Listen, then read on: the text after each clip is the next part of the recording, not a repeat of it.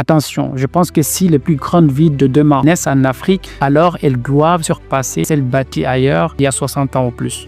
L'Afrique a le pouvoir de réinventer la vie et civilisation urbaine dominante. Elle peut être notre salut, ou bien suivre le modèle de la Chine qui, pour atteindre son niveau de développement, a produit en 3 ans autant de béton que les États-Unis pendant tout le XXe siècle. Tant mieux pour la Chine et pour tous les autres qui s'en sont servis. Je ne suis pas là pour définir les bons ou les mauvais. L'Afrique, elle, a croisé la route du béton à l'époque coloniale. Ce n'est que récemment qu'elle a véritablement commencé à l'embrasser. Aujourd'hui, le béton n'est plus un matériau imposé. Il est produit en Afrique, consommé en Afrique, par des Africains et pour les Africains. Maintenant que l'Afrique accueille les plus grandes concentrations urbaines du XXIe siècle, elle devient le laboratoire d'une nouvelle manière de penser la ville. Avec le béton, peut-être. Ou alors ce sera l'endroit où ce matériau vivra ses dernières heures de gloire. Il ne s'agit pas de tomber dans le piège qui consisterait soit à rejeter le béton, comme cela se fait dans les pays qui l'ont largement utilisé, en le considérant comme un matériau étranger à nos cultures, ni à le sanctuariser comme une solution miracle employée partout et n'importe comment, comme on a tendance à le faire aujourd'hui dans les pays du Sud.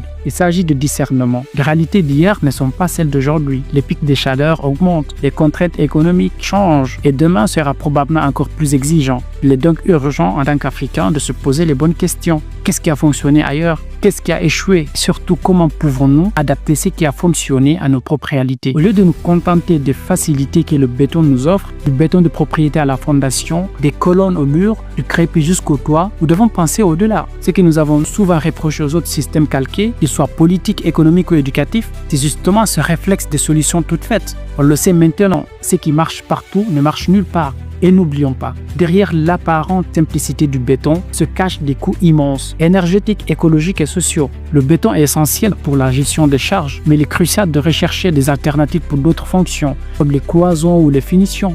Nous pourrions envisager des systèmes de production locaux spécialisés dans la fabrication d'éléments de construction, des matériaux de finition et d'ameublement, moins polluants et mieux adaptés aux réalités locales. Cela impliquerait à la fois les institutions de formation classiques, mais aussi les producteurs artisanaux dépositaires des savoir-faire traditionnels. Cela permettrait de sortir du schéma du tout béton qui façonne aujourd'hui la majorité de nos villes. Je n'ai pas besoin de citer de pays, mais je me souviens d'un séjour en 2021 ou 2022 en survolant une des villes en Afrique de l'Ouest. On ne voyait que des cubes de béton à perte de vue, presque sans aucune végétation. Et là, je me suis posé cette question. Est-ce vraiment cela une ville, plus particulièrement une ville africaine?